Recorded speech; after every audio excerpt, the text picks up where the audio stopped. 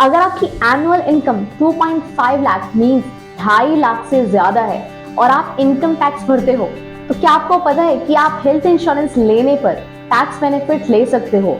आप ये tax benefit कैसे ले सकते हो? टैक्स बेनिफिट लेते टाइम आपको कौन सी बातों का ध्यान रखना चाहिए, यही समझने हम आज की वीडियो में हैं। So let's get to know that how you can save the tax in health insurance. हर साल जब भी आप अपना हेल्थ इंश्योरेंस प्रीमियम पे करते हो, तो आप उस पर टैक्स डिडक्शन क्लेम कर सकते हो under this section 80D of income tax act 1961। आप ये डिडक्शन उस हेल्थ इंश्योरेंस कवर के लिए क्लेम कर सकते हो जिसे आपने अपने लिए, अपने स्पाउस के लिए, अपने डिपेंडेंट किड्स के लिए और अपने पेरेंट्स के लिए खरीदा है। बट आप इस सेक्शन 80D में कितना क्लेम डिडक्ट कर सकते हो और इसकी क्या लिमिट्स है, ये जान लेते हैं। Under section 80D maximum deduction amount for tax different हो सकता है depending upon the age of the family members and that's here. Suppose कि आपने अपनी फैमिली के लिए हेल्थ इंश्योरेंस प्लान ले रखा है और आपकी फैमिली में सभी की एज बिलो 60 ईयर्स है, तब ऐसे में आप 25,000 रुपीज तक अमाउंट डिडक्ट कर सकते हो। बट यस, यहाँ फैमिली का मतलब है you, your spouse, your dependent children.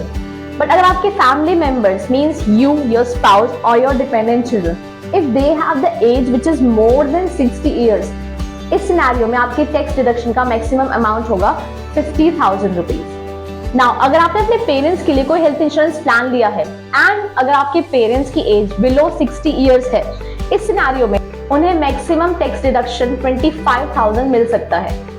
But अगर आपके पेरेंट्स की एज मोर देन 60 ईयर्स है, इस सिनेरियो में वो 50,000 मैक्सिमम टैक्स बेनिफिट ले सकते हैं। Now if the insurance is for NRIs, जहां आपके फैमिली मेंबर्स की एज बिलो 60 है, इस सिनेरियो में आप 25,000 अमाउंट एज टैक्स बेनिफिट ले सकते हो।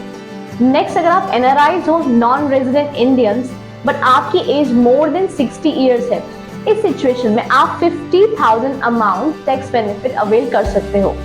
Let's understand this limit by an example. Let's say कि राहुल, जिसकी एज है 35 ईयर्स और उसके फादर की एज है 70 ईयर्स। नाउ राहुल अपने हेल्थ इंश्योरेंस के लिए प्रीमियम पे करता है 30,000, वहीं वो अपने फादर के लिए 35,000 पे करता है। अब as per the table we discussed earlier, क्योंकि राहुल 30,000 प्रीमियम पे करता है और उसे टैक्स बेनिफिट अप टू 25,000 तक का मिल सकता है, तो यहाँ 30,000 में से 25,000 रुपीज डेफिनेटली डिडक्ट हो सकते हैं। अब राहुल के फादर की बात करते हैं। राहुल के फादर का प्रीमियम है 35,000 और क्योंकि उनकी एज 60 प्लस है विच इज 70, तो इस सिनेरियो में वो 50,000 तक का बेनिफिट ले सकते हैं। बट जैसे कि प्रीमियम 35,000 है, तो उन्हें 35,000 टैक्स डिडक्शन मिल जाएगा। तो इस तरह 25,000 plus 35,000 is going to be 60,000 benefit total which Rahul can claim as tax deduction.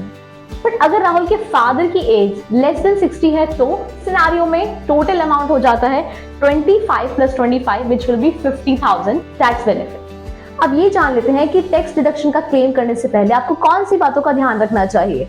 तो इसमें नंबर 1 है deduction on gross premium.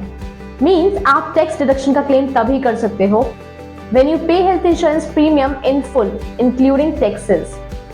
Number 2 यहाँ पर है policy should be from authorized company। मतलब आपका हेल्थ इंश्योरेंस उस कंपनी से लिया होना चाहिए जो सेंट्रल गवर्नमेंट से ऑथराइज्ड है या फिर IRDAI में रजिस्टर्ड है।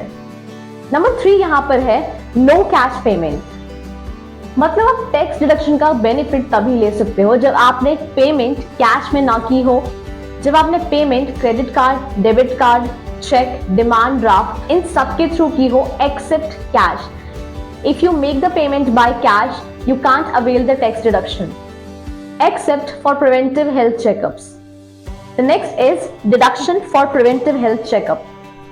मीन्स जब आप प्रिवेंटिव हेल्थ चेकअप्स के लिए पेमेंट करते हो, तब भी आप टैक्स डिडक्शन अवेल कर सकते हो। प्रिवेंटिव हेल्थ चेकअप में tax deduction amount up to 5,000 हो सकता है। और हाँ, प्रिवेंटिव हेल्थ चेकअप में आप कैश पेमेंट कर सकते हो। The next one is tax deduction in case of corporate health insurance. अगर आप किसी ऐसे हेल्थ इंश्योरेंस का पार्ट हो जिसे आपके एम्प्लॉयर ने प्रोवाइड किया है, तब आप टैक्स डिडक्शन क्लेम नहीं कर सकते under section 80D। But if you are making partial और full premium payment, then you can claim tax deduction up to 1 lakh rupees. So these are some points that you should take care before you claim for the tax deduction under Section 80D of Income Tax Act 1961. So that's all for today. Thanks a lot for watching the video. Do subscribe the channel and hit the notification button to keep getting updates.